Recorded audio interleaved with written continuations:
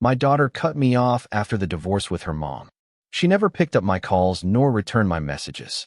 10 years later, she shows up. I want my inheritance. Give me everything or forget about my existence forever. What happened next will shock you. I will tell you everything. First, let me quickly thank you for your continuous support. This means a lot to us. If you enjoy the stories we share, kindly subscribe to this channel. It will be great if you can leave a comment on which city you are watching from. We might just give you a shout out in our next story. Today's special shout out goes to Dennis Jameson from London. We are glad you enjoy our stories. Now let's go deeper into the story. I remember the first time she ignored my call.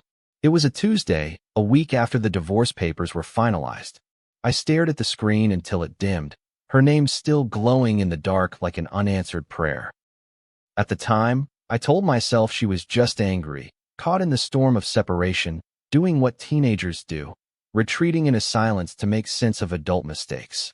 I left a message, said I loved her, told her I missed her. Then I did the same the next day, and the day after that. Weeks blurred into months, months into years, until the ringtone I once knew by heart felt foreign in my ears. Still, I called. Birthdays, holidays, random Tuesdays.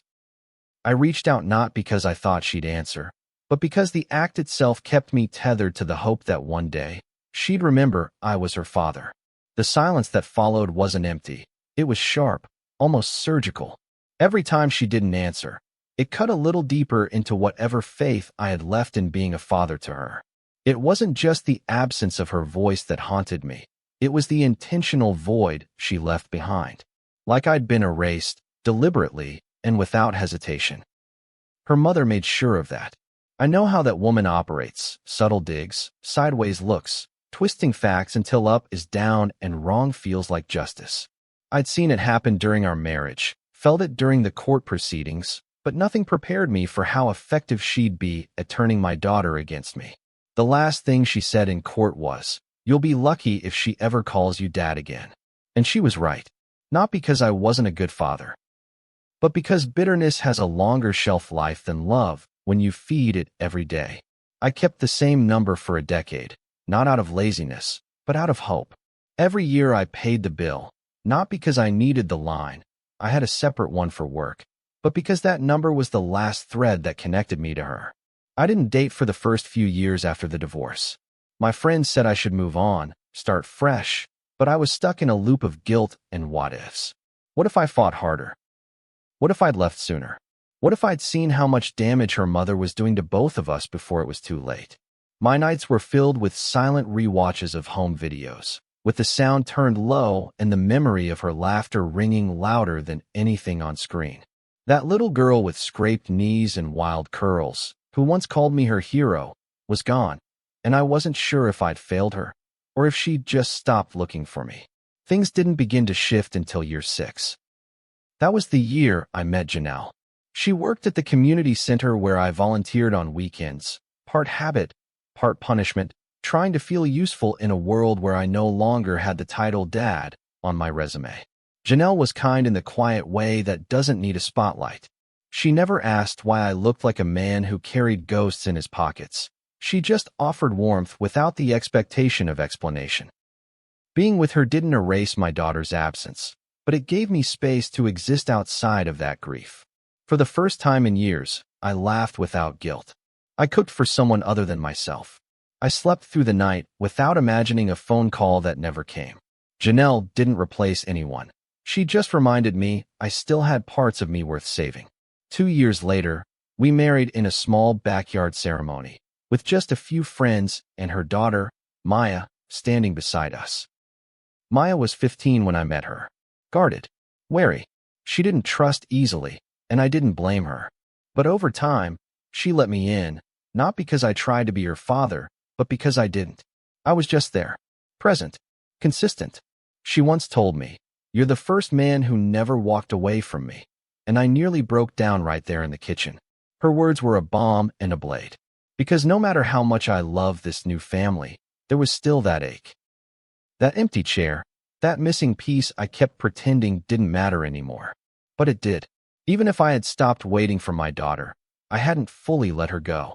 That moment came unexpectedly, an evening last fall, While cleaning out the garage, I found a dusty box marked for her.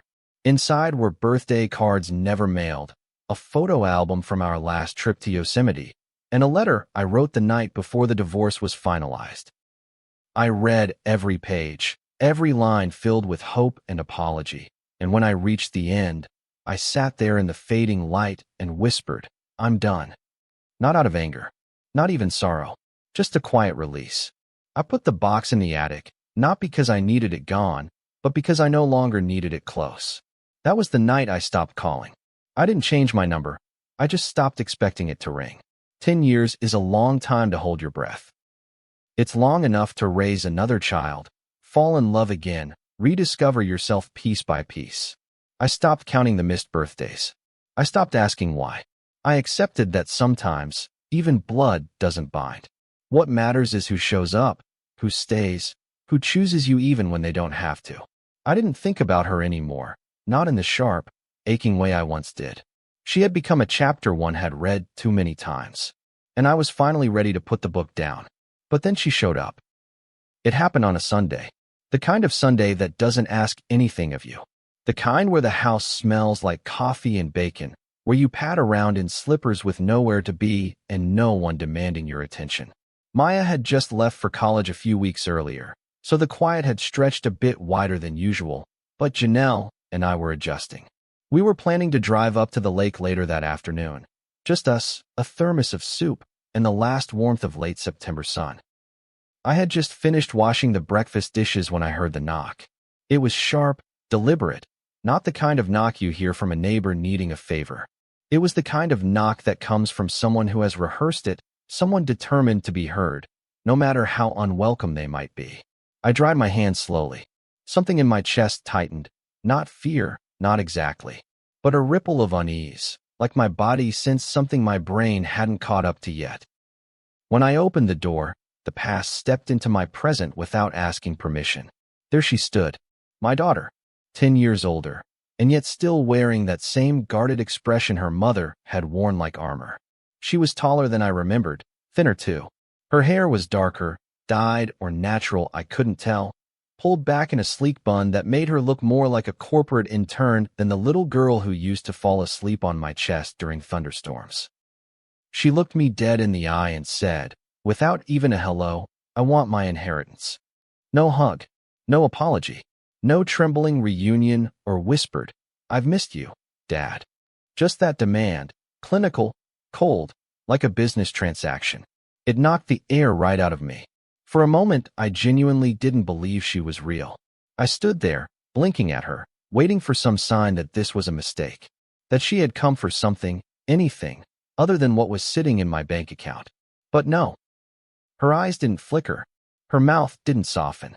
She was here for one thing, and she had decided I owed it to her. "Can I come in?" she asked, like she had every right in the world, like she hadn't ghosted me for a decade. I stepped aside, not out of welcome, but because I wanted the privacy of my own living room before this conversation exploded the fragile peace I'd worked so hard to build. She sat on the edge of the couch like she didn't want to touch anything more than necessary. She kept her purse on her lap, clutched like a shield, her foot tapping rapidly against the rug Janelle had picked out just a few months ago. "You look good," I said, and it was the only lie I told that day. Not because she didn't look fine, she did, but because what I really meant was, "You look like a stranger."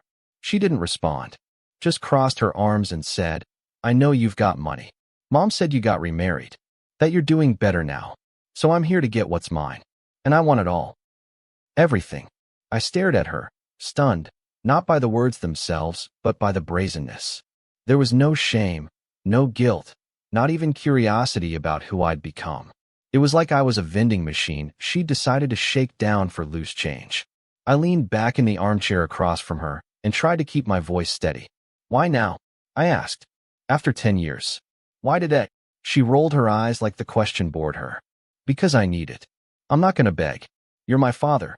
You owe me. Mom told me you always said you were saving something for me. So here I am.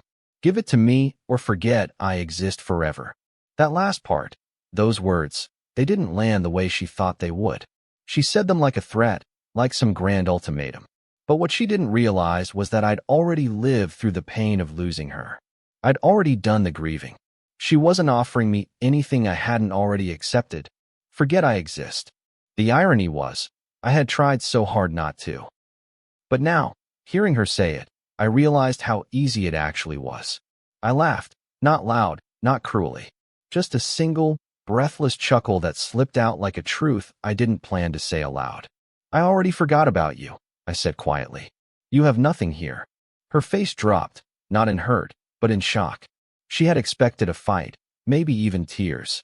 She had come here thinking I'd be the same man who once left voicemails at midnight, choking back tears and begging her to come home.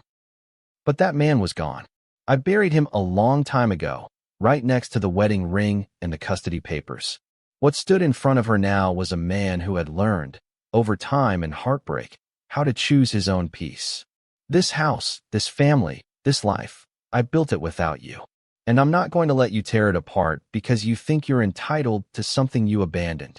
Her lip curled into that familiar smirk her mother used to wear when she knew she couldn't win the argument but wouldn't admit defeat either. So that's it, she snapped. You're just going to slam the door in your daughter's face? I stood up slowly, walked to the front door, and opened it wide. No, I said. You slammed it 10 years ago. I'm just locking it behind you. She hesitated, stood, and for a split second I thought I saw something flicker behind her eyes. Regret, maybe. Or just surprise that I wasn't bending. But she walked out without another word, her heels clicking down the front steps like punctuation. I watched her go, my hand still on the doorknob, and I didn't feel sadness. I didn't feel rage. I felt clarity. I felt relief. Like a chapter had ended not with a scream, but with silence. I closed the door, locked it, and turned back to my living room. The sunlight was still pouring through the windows. The world hadn't shifted, though everything inside me had. Janelle stepped out from the hallway where she'd been listening, her eyes wide, her arms crossed. She didn't say anything. She just came and sat beside me, placing her hand over mine. And in that moment, I knew I hadn't lost anything. Not really, because you can't lose someone who already let go of you a long time ago. 2 days passed before the fallout began. It started with a text from my sister, Sheila, who had always lived halfway inside our family's business and halfway in everybody else's. Did your daughter really come to see you after all these years? She told Aunt Denise you kicked her out. I didn't respond at first, not because I didn't have anything to say, but because I knew how fast gossip traveled in our family. It moved like wildfire through dry brush, fast, destructive, and almost impossible to stop once it started. By noon, I'd already received 3 calls from relatives I hadn't heard from in years, each with a slightly more dramatic version of the story. According to one, I'd cursed my daughter out and thrown her onto the street. Another said I threatened to have her arrested. It was amazing how people who weren't even there seemed so confident about what had happened. By evening, I sat down and typed out a single message, one I sent only to the people who mattered. She came for money, not for me. She gave me an ultimatum, and I declined. That's the truth. Take it or leave it. Some didn't respond. Others did, but carefully, trying to tread both sides of a fence they didn't realize no longer existed. But one reply stuck with me. It came from my cousin Marcus, who had always kept his distance from family drama, but had a sharp eye for calling out nonsense. You did what most people are too scared to do. Say no to someone who left you behind. Don't let them spin it like you're the villain just because you finally found your spine. I stared at that message for a long time, reading it over and over until the words felt like armor. Because as much as I wanted to be unaffected, I wasn't. Not entirely. The next morning, Janelle sat across from me at the kitchen table, her tea growing cold between her hands. She looked at me like she was waiting for permission to ask the question hanging in the air. I finally gave it to her. You can ask, I said, my voice hoarse from a night of tossing thoughts back and forth in my head like a restless tide. Do you regret it? She asked softly. What you said to her? I didn't answer right away. I wanted to. I wanted to say no, absolutely not. That I'd made my peace and didn't know that girl a damn thing. But the truth was murkier than that. I didn't regret what I said. I regretted that I had to say it. That after 10 years of silence, The first real conversation I had with my daughter was one where I had to protect myself instead of embrace her. "No," I said finally, "but it still hurts." That evening, I heard a knock again. This time it was slower, less forceful, almost hesitant. I opened the door expecting a neighbor or a package delivery. But there she was again, my daughter. Only this time, she wasn't dressed like she'd come from a courtroom. She was in jeans and a hoodie, her eyes tired, her posture slumped. "I forgot my charger," she said quietly, pointing to the outlet near the couch where I now noticed a small white cord still plugged in. I stepped aside without speaking, and she brushed past me like a shadow. As she bent down to grab the charger, she glanced around the room like she was trying to memorize it, or maybe just judge it. "You live well," she said flatly. "You've got all this, and you couldn't even give me a piece of it?" I closed the door behind her and leaned against it, staring at the back of her head. "That's not why you're here," I said. She didn't turn around. "You're not here for a charger. You're here because you think if you poke me again, I'll give in." She stood up, turned, and for the first time since she returned, I saw something real flicker across her face. Not anger, not manipulation, something closer to desperation. "I'm drowning," she said. "You have no idea how hard it's been. Mom got sick last year. Couldn't work. Bills piled up. Then she passed away in May. I didn't even know where to bury her. We lost the apartment. I've been couch surfing. And every time I looked at my phone, I thought, why should I call him? He didn't want me." Her words hit harder than I expected. Not because they were true, but because they were twisted truths. Half sentences and missing pieces meant to frame me as absent while omitting the years I spent begging to be let back in. "I wanted you every damn day," I said, my voice sharper than I intended. "I left messages. I sent cards. I never changed my number. You chose not to come back." She shook her head. "Because she told me you didn't want us. That you had a new family and didn't care. That if I ever reached out, you'd make me feel small." I took a breath, fighting the swell of emotion rising in my throat. "And now that she's gone," I said slowly, "you decided to test if that was true." She didn't deny it, just looked away. "You owe me," she whispered after a long pause. "You're my father. Even if we never talk again, you owe me something." I walked past her to the mantel, picked up a picture of Maya and me fishing by the lake last summer. We're both laughing in it, sunburned and muddy and alive. I turned it in my hands before setting it down again. "I owe you the truth," I said. "I owe you honesty. But I don't owe you the life you walked away from. You weren't here for the pain. You weren't here for the rebuilding. You weren't here when I cried on the floor because I thought I failed you. You want to cash in on something you had no part in building." She opened her mouth to argue, but I raised a hand to stop her. "You were my daughter once. That was everything to me. But now? You're just someone who came looking for a payout." She didn't say anything else, just pocketed her charger and walked back to the door.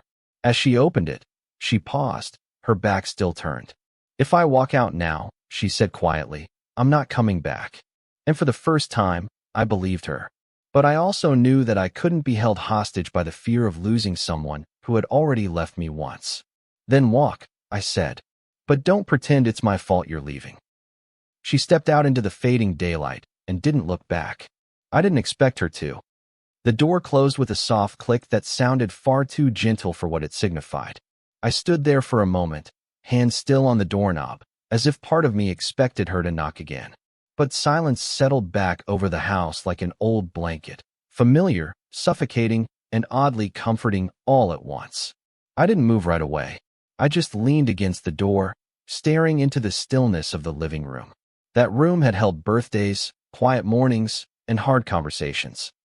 It had seen me become a man who survived the death of a relationship and the slow rebirth of something resembling peace. And now, it had just hosted the final act of a play I never auditioned for. One daughter's ultimatum, one father's refusal. I should have felt relief. Instead, I just felt hollow. When Janelle came home that evening, I didn't speak at first. I was sitting out back, on the porch swing, watching the last bit of sun fall behind the line of trees. She stepped outside, holding 2 mugs, handing me mine without a word. It was chamomile, just like always. She knew me too well by now to ask questions I wasn't ready to answer. But she sat beside me, our shoulders brushing, her warmth grounding me when my thoughts threatened to spiral. "She came again," I said after a long pause. Janelle didn't flinch. "I figured," she murmured. "The charger excuse?" I turned to look at her, surprised. She gave a tired smile. "You think she didn't leave it on purpose? People like that, they always want a second entrance." I laughed, short and bitter. "Yeah, well, she made her final exit." Later that night, I lay awake, staring at the ceiling.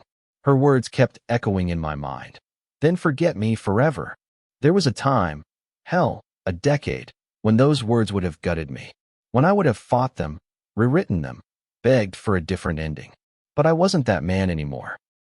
I had grown into someone who knew the cost of holding on too long, who had learned that love, when weaponized, becomes a kind of poison. You start believing you're selfish for setting boundaries, cruel for choosing peace.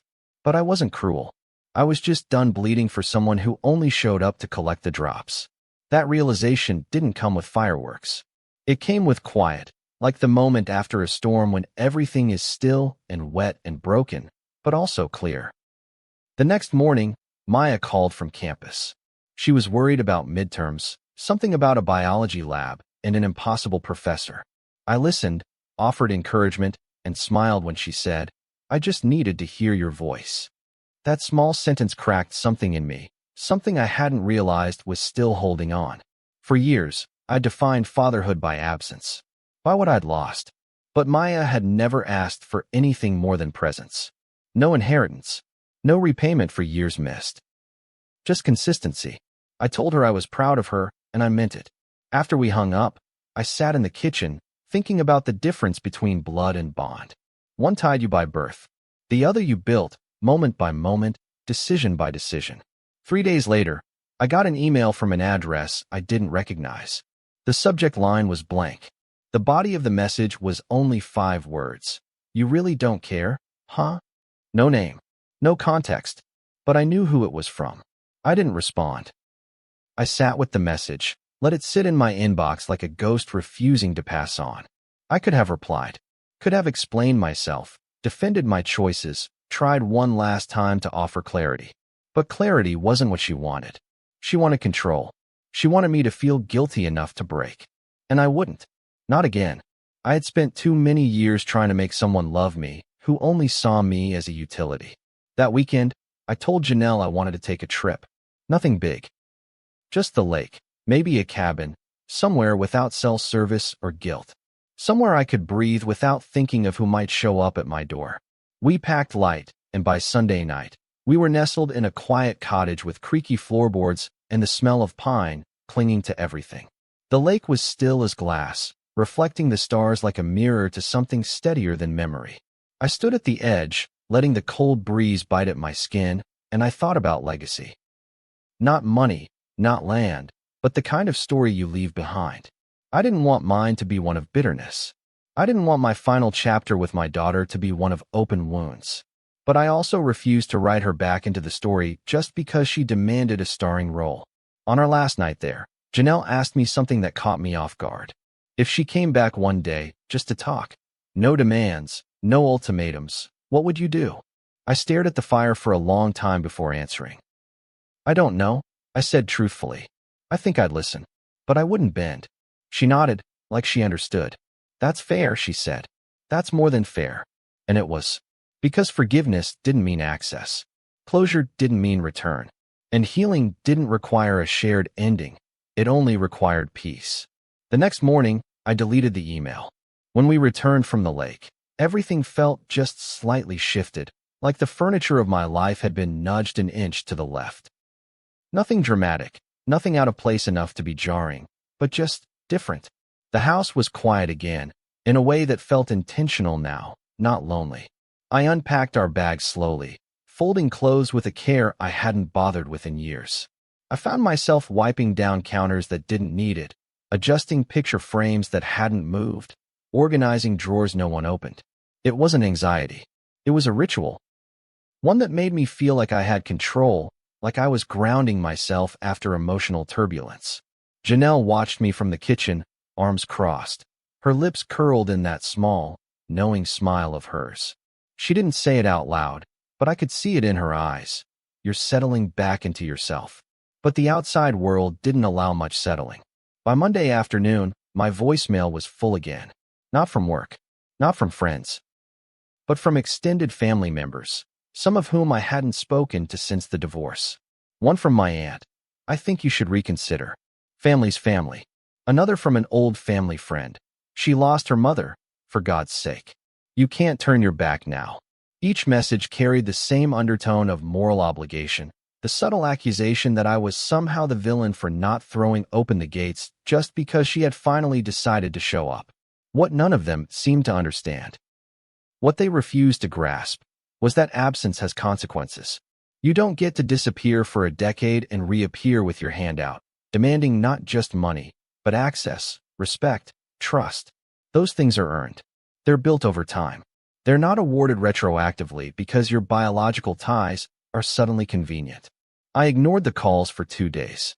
I needed space to think, to feel the edges of my own convictions, and see if they still held firm under pressure. They did. On the 3rd day, Sheila stopped by unannounced.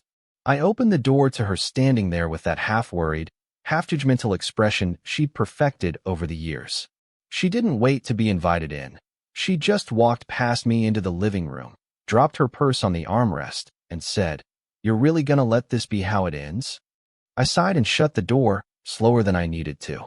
"You're gonna need to be more specific," I said, already exhausted. Sheila sat, crossed her legs, and gave me that look, like she was preparing for a therapy session she hadn't been asked to host. "She's your daughter, and you're not broke. She needs help. You could fix this. You just don't want to." That was the spark. The quiet before had been tolerable, but this was the match on dry leaves. I sat across from her, fists clenched to keep from shouting. "You weren't here," I said, each word deliberate, heavy. "You didn't see what it did to me when she disappeared. You didn't see the nights I sat on that couch, calling and calling, just to hear nothing in return. You didn't see what it took for me to let her go, to stop bleeding myself dry for someone who didn't want me. So don't sit there and tell me what I should want." Sheila blinked, caught off guard by the heat in my voice. For once, she didn't have a ready retort. I leaned forward, quieter now, but no less firm. "This isn't about money. It's about respect. It's about honesty. And if she wants back into my life, she can start by showing me she sees me as more than a wallet." Sheila left not long after, muttering something about family pride and forgiveness, but I barely listened. I was too busy holding onto the clarity that confrontation had gifted me. I wasn't angry. Not really. I was done. That was the part no one seemed to understand. I wasn't caught in the storm anymore.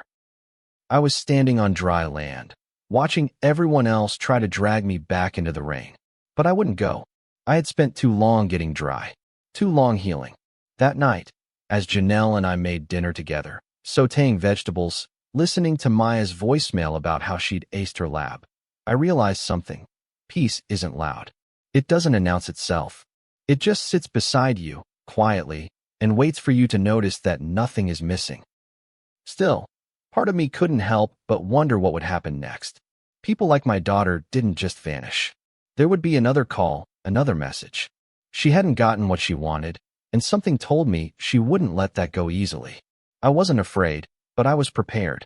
I started gathering paperwork, updating the will, clarifying beneficiaries, documenting everything. It wasn't paranoia. It was protection. I had a family now, one that had been built on trust, not obligation. Janelle, Maya, the life we'd cultivated together, they deserved security. I wouldn't let anyone, not even someone tied to me by blood, jeopardize that. A week later, Maya came home for the weekend. She burst through the door with a bag of laundry, her energy filling every corner of the house like sunlight. We ate together, laughed over stupid college stories, and for a few hours, the past didn't exist. But at one point, while we were washing dishes, she turned to me and asked, "Did she really come back?" I hesitated. "Yeah," I said. "Twice." Maya nodded, drying a plate. "What did she want?" I stared at the soapy water, choosing my words carefully. She wanted something I couldn't give her, something she hadn't earned. Maya didn't press. She just reached over, squeezed my hand once, and said, "I'm glad you didn't." And that was it. No lecture. No guilt. Just understanding.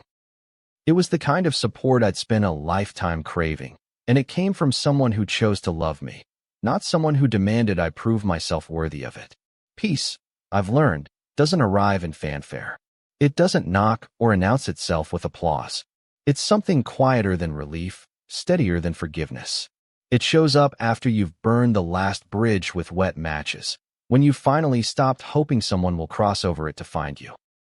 It comes in the silence that doesn't ache anymore, the kind that fills your home after a long day and feels like air returning to your lungs. I found that peace sitting on my front porch one morning with a cup of coffee in hand, watching the sun melt the frost off the neighbor's roof. Janelle was still asleep. Maya had gone back to campus. And the world felt, for the first time in what felt like decades, completely still. That morning, I realized that peace comes at a cost. And that cost, for me, was the belief that every wound needed to be healed by the person who made it. I used to think closure meant reconciliation, that the only way to mend something broken was to put the original pieces back together. That was the trap I lived in for years.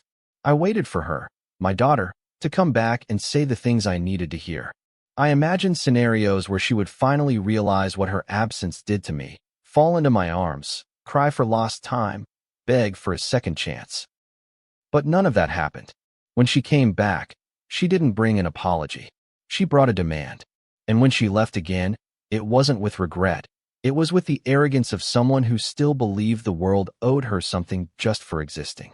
Accepting that she may never change was the price of my peace. I paid it fully that morning, and in that payment, I felt something lift, like a weight I'd grown so used to. I forgot I was carrying it. Not long after, I received a letter. A real one, handwritten, in the kind of cursive only schools from 20 years ago could teach. It had no return address, but I recognized the handwriting. It was her. Inside were 3 pages, front and back. She wrote about her mother's death, about how the illness had come suddenly and then slowly, like a thief that first shows you his face before robbing you blind.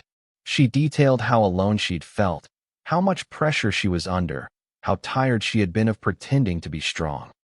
Then, she wrote the line that made me pause. "You never called me after she died. You didn't even check." I stared at those words, not with anger, but with an exhaustion I can't explain.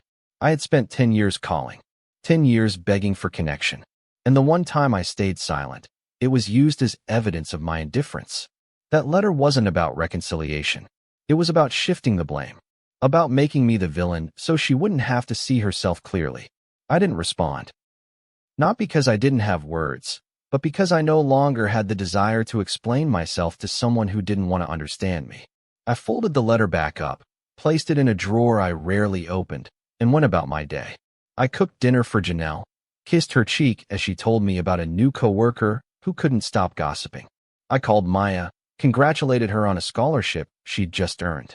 I laughed, deep, from the belly kind of laughter, and didn't feel like a hypocrite for doing so. I was living, fully, not in spite of my daughter's absence, but because I had finally accepted it. A month later, we held a small party. Nothing big, just close friends, neighbors, a few coworkers. Maya came home for it, beaming as she introduced us to someone she'd been seeing, a kind-eyed boy named Eli. As we stood in the backyard, string lights glowing overhead, laughter curling through the air, I looked around and realized I didn't feel incomplete anymore. For years, even in good moments, I carried a sense of something missing. But that night, it wasn't there. The void had closed, not because it had been filled, but because I had finally stopped poking at it, stopped measuring every joy against a wound that refused to scab. When Eli handed me a beer and said, "Maya talks about you all the time. She says you're the calm in her chaos," I nearly choked up, because I realized, in that moment, that I hadn't failed at fatherhood. I had just been forced to reroute it. Now, I sleep better. I don't check my phone for messages that never come. I don't replay old voicemails or scroll through outdated photos wondering where I went wrong. I've stopped asking what kind of father I was to her, and started honoring the kind of father I still am, to Maya, to myself, to the life I've rebuilt. That doesn't mean I'm heartless. It doesn't mean I don't wish things had been different. But wishing is not the same as waiting. And I refuse to live another year in limbo, hoping someone who doesn't want to be found will suddenly knock at my door with the right intentions. I've already locked that door.